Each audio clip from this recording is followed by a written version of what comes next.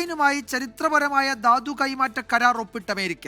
കരാറിലൂടെ യുക്രൈന്റെ അപൂർവ ധാതുക്കളുടെ വിൽപ്പനയിൽ നിന്നുള്ള ലാഭവും റോയൽറ്റിയും അമേരിക്കയുമായി യുക്രൈൻ പങ്കുവയ്ക്കും. പകരം യുക്രൈന്റെ പ്രതിരോധത്തിലും യുദ്ധാനന്തരം യുക്രൈന്റെ പുനർനിർമ്മാണത്തിലും അമേരിക്ക സാമ്പത്തിക സഹായം ഉറപ്പാക്കും. US ട്രഷറി സെക്രട്ടറി സ്കോട്ട് ബെസന്റും യുക്രൈൻ പ്രധാനമന്ത്രി യൂലിയും തമ്മിലാണ് കരാർ ഒപ്പിട്ടത്. കരാറിന്റെ ഭാഗമായി രൂപം നൽകുന്ന US യുക്രൈൻ പുനർനിർമ്മാണ നിക്ഷേപ ഫണ്ടിൽ അമേരിക്കയ്ക്കും യുക്രൈനും തുല്യ അവകാശമായിരിക്കും. ഇരു രാജ്യങ്ങൾക്കും തുല്യ വോട്ടവകാശമുണ്ടാകും. റഷ്യയ്ക്ക് യുദ്ധസഹായം നൽകിയ ഒരു രാജ്യത്തിനും യുക്രൈന്റെ പുനർനിർമ്മാണത്തിൽ നിന്നും നേട്ടമുണ്ടാക്കാൻ അനുവദിക്കില്ലെന്നും കരാർ പറയുന്നു. യുക്രൈന്റെ പ്രകൃതി വിഭവങ്ങൾക്കുമേലുള്ള നിയന്ത്രണം നിലനിർത്താൻ അനുവദിക്കുന്നതും നീതിയുക്തവുമാണ് കരാറെന്ന് പ്രധാനമന്ത്രി ഡെനിസ് ഷ്മിഹാൽ വ്യക്തമാക്കി. അമേരിക്ക യുക്രൈനിലെ യുദ്ധത്തിന് ചെലവഴിച്ച തുകയുടെ തിരിച്ചടവ് ഈ കരാറിലൂടെ ഉറപ്പാക്കിയെന്ന് ഡൊണാൾഡ് ട്രംപിന്റെ ആദ്യ പ്രതികരണം.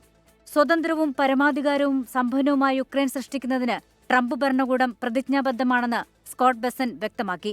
ധാതു കൈമാറ്റ കരാർ കഴിഞ്ഞ ഫെബ്രുവരിയിൽ ഒപ്പുവെക്കുമെന്നാണ് കരുതിയിരുന്നെങ്കിലും വൈറ്റ് ഹൌസിൽ ഡൊണാൾഡ് ട്രംപും സെലൻസ്കിയും തമ്മിൽ നടന്ന ചർച്ച അലസിപ്പിരിഞ്ഞിരുന്നു.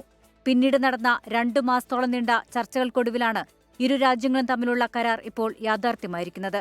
International desk 24.